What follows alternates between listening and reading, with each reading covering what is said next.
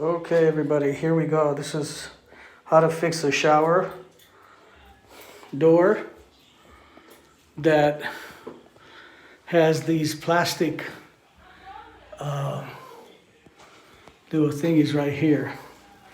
And the bottom thing came off. The silicone that was used was not the proper kind. So you can see the marks. All that is going to have to be scraped and cleaned. So you're going to have to be careful not to ruin the doors. If you drop the doors, they will crack. So I have to take the doors off and clean up this whole area. We went outside and cleaned this here. See, this is the piece that goes here, and it keeps the door. See that? It's like this, and it keeps the door in on the track. So you got to put it right up there, kind of like that. So we have a laser, but we had to clean off all the old silicone and the glue. As you can tell, it's still just a film on there, but it's mostly gone. So this takes time, not easy. And here's the doors. They slide. Problem with these doors, they're gonna need some sort of lubricant, but this is what it looks like, the plastic there. Okie dokie, that's it. That's what we got. Looks like they got some stoppers up here. So we're gonna have to put something down so we can get the doors into place. Here we go. Any questions? And then here's the bottom track. We had to clean this off. And then the bottom of it, because it's gonna go sit there just like that.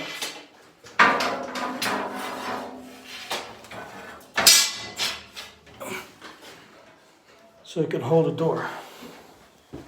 See that? There's not much room. And then this plastic thing here is the rail. It's cracked. Now, I told him I would just fix it, but I'm not going to guarantee it because the parts are broken. So there you go. I cleaned it the best we can. After a while, all this stuff just kind of stains whatever parts it's on. So it's all plastic mainly, except the header.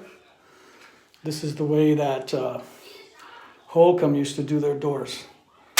So you want to spend some money on a good quality door, doesn't necessarily mean you just got to look around, do your research, the reviews on the doors. Okay, let me know if you have any comments and questions I can answer. But yeah, you got to clean up all this caulking.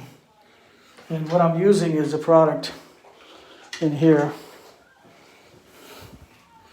that takes the glue, removes silicone and latex caulk, but this stuff is very sticky and gooey, so you have to be careful. You have to have a lot of ventilation.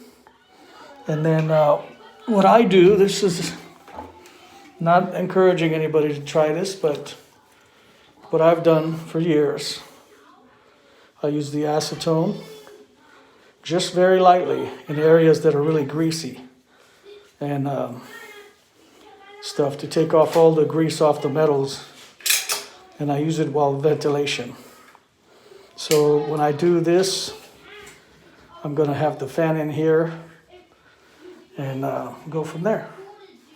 Thank you for watching. This is one of my little projects going on. Have a great day. And then are we gone? Do you have anything you want to say? Make sure you like and subscribe, and you wear gloves? Yeah, wear gloves when you're using acetone, because it'll give you a huge headache. Yeah, and then also, well, the headache comes from the smell. Yeah. So you have to have your mask on when you have it open. The gloves help you so the acetone doesn't eat through your skin. And the other product. So there you go. Make sure you like and subscribe, and bye.